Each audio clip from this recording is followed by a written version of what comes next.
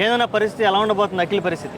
అఖిల్ ఏదో నిజంగా చెప్తున్నా వారసులకి బలవంతంగా వచ్చాడా, ఎందుకంటే మంచి క్రికెట్ అని పర్సన్, క్రికెట్లో వేసిపెట్టిన ఒక హైదరాబాద్కి మంచి పేరు సంపాదించేవాడు. ఎందుకంటే ఆస్ట్రేలియాలో వెళ్ళి కోచింగ్ తీసుకొని వచ్చాడు, యాక్టింగ్ తీసుకున్నాడంటే క్రికెట్ని తీసుకొని వచ్చాడు. అలాంటి వాడిని యాక్టర్గా చేశారు. పాపం ఇక్కడ స్ట్రగుల్ అవుతున్నారు. ఎందుకంటే మన ఇష్టమైన దాంట్లో ఏదైనా మనం వెళ్తే గోల్కి రీచ్ అవుతాం.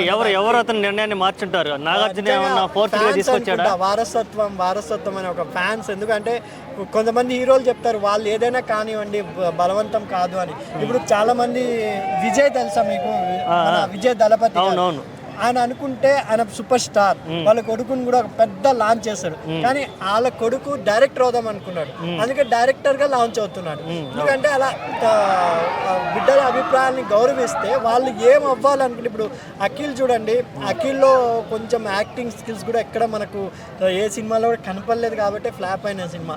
క్రికెట్లో చూడండి, ఆయన ఒక ప్రొఫెషనల్ క్రికెట్ మాదిరి 6లు కానీ 4లు కానీ ఆ ఫీల్డింగ్ కానీ అంత బాగా చేస్తారు. నిజంగా ఆయన క్రికెట్లోనే వదిలింటే నాగార్జున గారి ఫ్యామిలీకి కానీ మన ఇండియాకి కానీ ఒక మంచి క్రికెటర్ అయ్యి దొరికేవాడేమో అని నా అభిప్రాయం.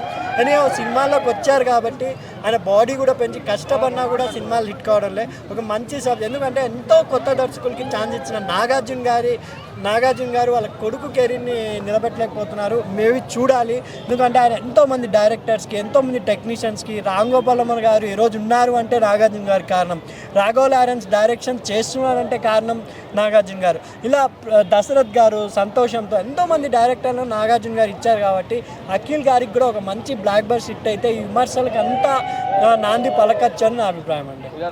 ఓకే అన్న, థ్యాంక్ యూ.